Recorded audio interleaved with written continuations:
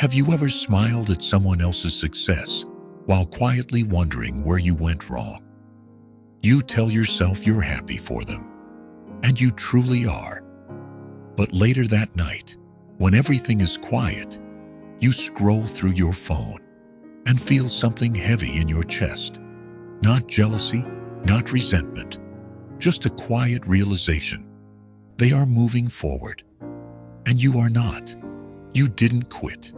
You're just stuck, as if your life has been paused while everyone else pressed play. You're not falling behind because you're incapable.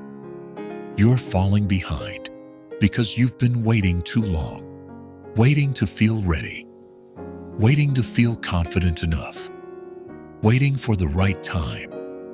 If that feels like you, then this story is for you. Stay until the end. Daniel Brooks, 32 years old, living in Denver, Colorado, in a one-bedroom apartment overlooking a parking lot. 5 years ago, Daniel was the promising one, top of his business class, confident, natural leadership ability.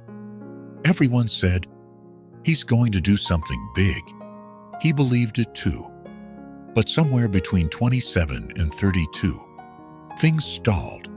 His best friend Ryan sold his startup. His younger sister bought a house before he did. A college friend became a partner at a consulting firm. And Daniel, still in the operations job he once called temporary. Temporary became safe. Safe became familiar. Familiar became a cage.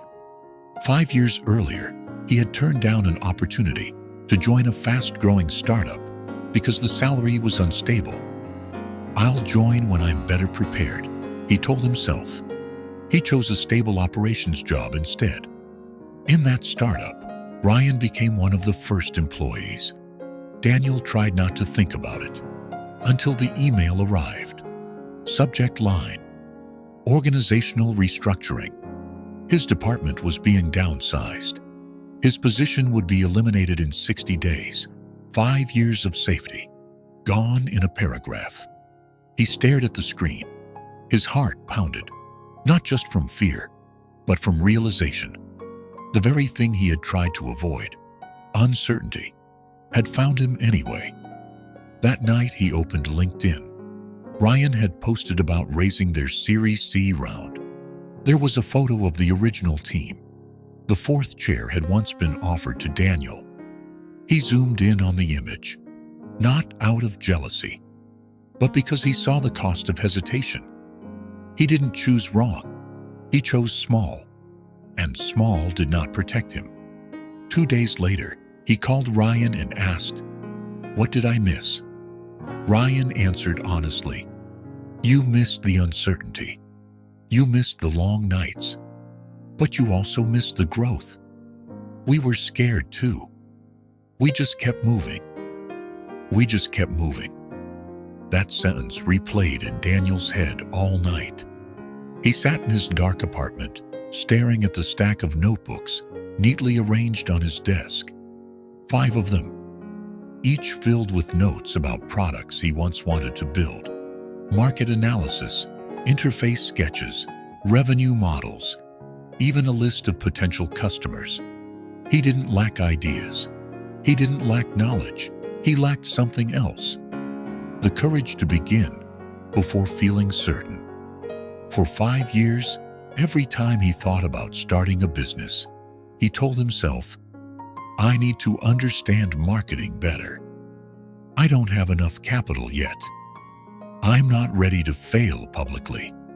He took another course, read another book, watched another seminar. He called it preparation. But deep down, he knew he was postponing fear, afraid of starting and discovering he wasn't as capable as he thought, afraid of trying and being rejected, afraid of leaving the label full of potential to become the one who's struggling. Now, with only 60 days left at his job, he no longer had the luxury of delay. If he didn't act now, he would simply find another job just like the old one, and the cycle would continue for another 5 years. He looked in the mirror and asked himself a question he had never dared to ask. If I fall now, do I still have time to stand back up? The answer was yes. If I wait 10 more years and then fall, the answer was maybe not. Time does not last forever. Passion is not immortal. The ability to take risks at 32 is very different from at 42. That night, Daniel did not write a 20-page business plan. He opened his laptop, registered the domain name for the inventory management software idea he had been sitting on, clicked pay, $14.99. It was a small moment, but it was the first time in 5 years he did not choose wait a little longer. He chose action. The weeks that followed were a shock. He still worked during the day, but at night, he built the first version of his product. He realized theoretical knowledge didn't help as much as he thought. Code didn't run like it did on presentation slides. Market assumptions didn't match reality.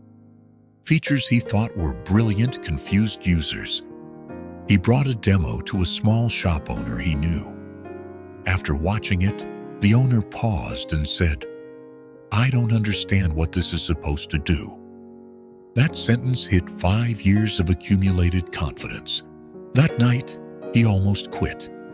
Maybe I was right to wait. Maybe I'm truly not ready. But he remembered LinkedIn, the empty chair, and he realized something else. The cost of starting late is not lack of knowledge. The cost is learning under pressure. He didn't have 5 more years to think. He had 60 days, so he did what he had avoided for 5 years. He called potential customers and asked directly what they actually needed. He cut half the features, redesigned the interface from scratch, slept 4 hours a night. After 1 month, he had 3 paying trial customers. Then, a bigger problem came. A well-funded competitor launched a similar product. Better design, stronger marketing. 2 of his 3 customers left to try theirs. Daniel stared at his screen as his revenue nearly dropped to 0. This was the cost of starting late. He was competing against people with capital and teams. One night, he opened his financial spreadsheet. If he didn't gain new customers in 3 months, his savings would be gone.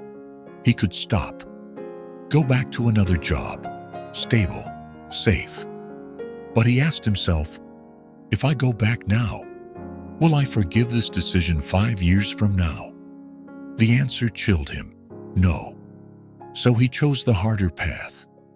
Instead of competing directly with the big company, he focused on a very narrow niche, family-owned stores that couldn't afford large solutions. He visited them in person, talked face-to-face, no flashy ads, just solving their real problems, one customer at a time, slow, hard, raw. 3 months later, he had 12 customers, 12 late-night proposals, countless pricing adjustments after clients said it was too expensive, calls where he had to learn not to speak too fast because he was nervous. Some weeks, he slept only 4 hours a night. Some days he checked his bank account and saw the money shrinking faster than the customer list was growing. He worked while still afraid. He learned while still building. And each of those early customers didn't just pay for his service. They gave him something else, proof that he could stand on his own 2 feet. 6 months later, that number became 40. But 40 customers didn't mean easy. The workload quadrupled. He delivered the service, handled customer support, did his own marketing, and managed accounting. One major client nearly canceled at the last minute after finding a cheaper provider. That contract represented almost 25% of his monthly revenue. He sat in silence for 20 minutes after the call. All the old fears returned. I should have just found another stable job. But he opened his laptop, rewrote his pricing strategy, focused on value instead of competing on price. He began turning away clients who weren't the right fit, even though he wasn't financially comfortable yet. The price of starting late was learning faster than others, carrying more pressure, being compared to competitors 5 or 6 years ahead. But that price also forged him. 1 year later, his startup was profitable. Not the kind of profit that made him a millionaire, but enough to pay his first 2 employees, enough to move into a small office instead of working at his dining table, enough to check his bank account without fear. The day he signed his biggest contract ever, he didn't shout. He didn't celebrate loudly. He just sat quietly for a moment, remembered the organizational restructuring email, remembered the Series D photo, remembered the night he decided, if I must fall, let me fall, while I still have time to stand up again. He didn't wait until the fear disappeared before acting. He acted while still afraid, and that was the only difference. Daniel didn't succeed because he was better than everyone else. He succeeded because he stopped waiting, and he accepted falling while he still had time to rise. He understood something. Delay does not make you safer. It only makes the cost of future failure more expensive. My friend, if you are in your own 60 days, a shaky job, knowledge in your hands, but still afraid to start, scrolling your phone and feeling your chest grow heavy, watching others move forward.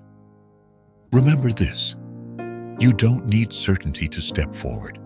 You only need to accept that if you fall today, you still have time to stand up again. Time does not last forever, but today, you still have it. And maybe that's all you need to begin. If this story resonated with you, subscribe to the channel so we can grow together every day through these lessons. Thank you for listening.